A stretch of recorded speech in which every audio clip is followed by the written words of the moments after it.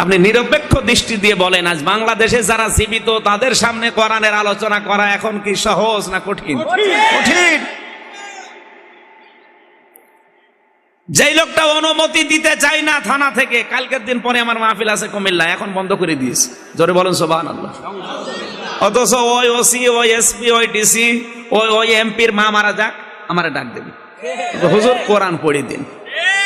ওরে বেটা, যাদের কোরআন শোনানোর দরকার ছিল তাদেরটা তুমি বন্ধ করে দিলে, আর তোমার মা মারা গেছে এখন কোরআন পড়ে দাও।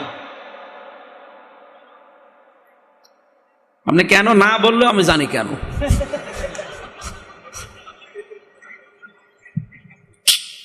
কি বুঝ এদের, আমি বুঝি না।